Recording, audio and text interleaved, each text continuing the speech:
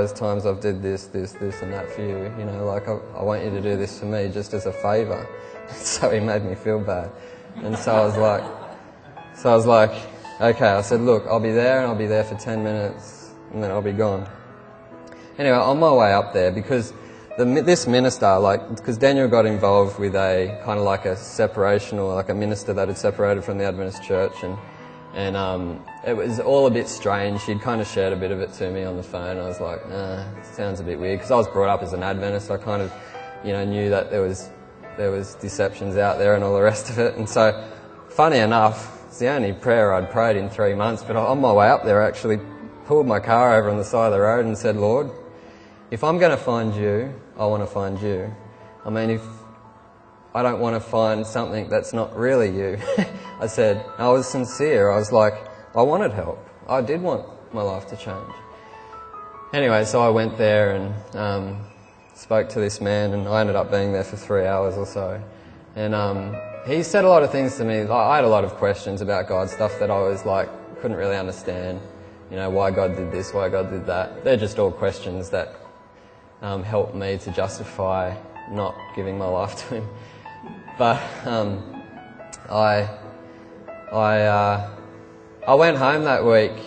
You know, I was still popping my pills and taking my drugs and sitting out on the front porch with my beer in my hand, reading my Bible, funny enough. And instead of calling my mum out to show her how I could blow rings with my cigarette smoke, I was calling her out to show her the verses I was reading. And I was quite excited about the things I was reading, even though I was off my face. And anyway, yeah, God is amazing, isn't he? He works in mysterious ways.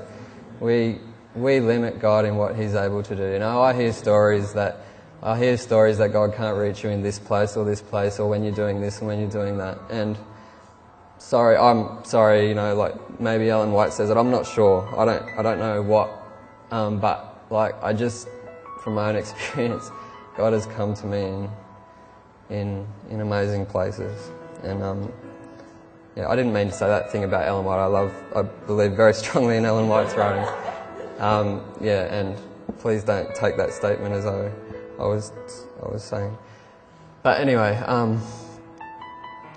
so yeah, that next Sabbath, because this minister had invited me to his church. It was on a Sabbath afternoon, and the next Sabbath I woke up in the morning. I actually got up.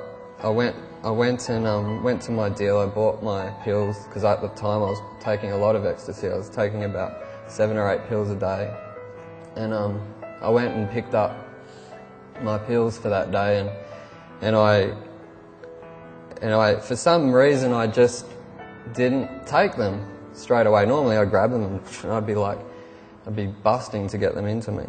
But I didn't, and I went to this meeting, and I drove there, got there, and I walked in, and as I was walking in, they were singing songs, you know, like a lot of hill songs, like the Hillsong music, and they had the words up on the screen, and I was just sitting up the back, keeping myself distant from everyone, and I just started reading these words up on the screen. I wasn't paying much attention to the music.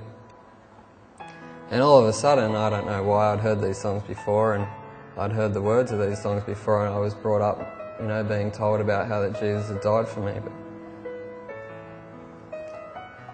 all of a sudden, these words just started penetrating me like nothing else before. I started to see.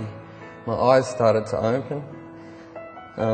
The darkness started to clear, and I just saw something so amazing. And I started to cry, and I was quite embarrassed, because us guys don't like to, you know, we're not meant to be emotional. So I ran out of that place, and I jumped in my car and I started driving. And funny enough, I was heading towards Kathleen's place. And I could hardly see where I was driving because the tears were so overwhelming me. When I got to her place, I needed some time to calm down, and so I parked up the road a bit from where she was, and I sat in that car for about 2 hours tug-of-warring with the Lord.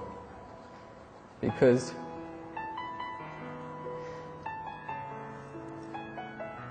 he presented such a love to me that I just didn't feel that I could accept.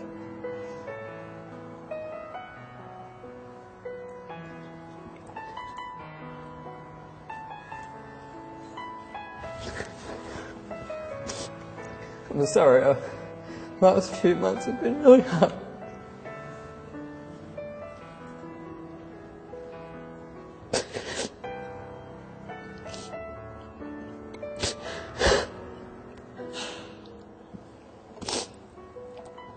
But after about 2 hours, I decided to let go and accept what God was offering to me. And I jumped out of that car a totally different person. And I'll be honest with you, I have walked away from the Lord since then, and I have fallen. But my life's never been the same. Amen. I've never been able to find rest out there in the world because I know I've seen and I've tasted what's so beautiful. Amen. And I want to take hold of it again today. Amen. That's it.